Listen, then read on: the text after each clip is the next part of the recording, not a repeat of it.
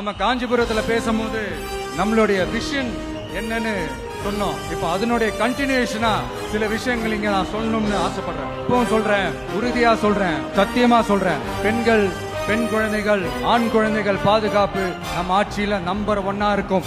சட்டம் ஒழுங்கு ரொம்ப ரொம்ப ஸ்ட்ரிக்டா இருக்கும். அரசு பள்ளிக்கூடங்களும் கல்லூரிகளும் முதல் தரமா இருக்கும். போட்டி தேர்வுகளுக்குன்னு லட்சங்களை கொட்டி தனி கோச்சிங் சென்டர் போய் படிக்க அவசியமே இருக்காது. ஏன்னா கவர்மெண்ட் ஸ்கூல், காலேஜ் சிலபஸே போட்டி தேர்வுகளை ஈஸியா சந்திக்கிற வகையில் அந்த ஸ்டாண்டர்டுக்கு ஏத்த மாதிரி அமைக்கப்படும்.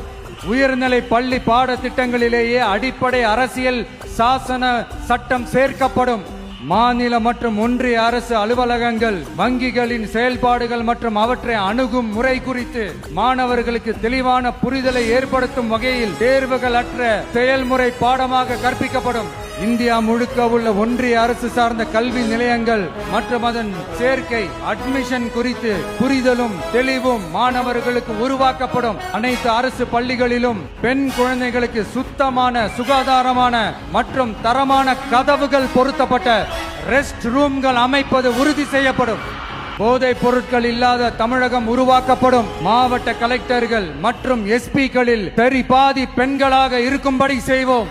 மலை கிராமங்களில் அரசு ஆரம்ப சுகாதார நிலையங்கள் பிரசவம் பார்க்கும் வசதியுடன் அமைக்கப்படும். பஸ் போக்குவரத்து இல்லாத கிராமங்கள் மற்றும் மலை கிராமங்களே இல்லை என்ற நிலை உருவாக்கப்படும்.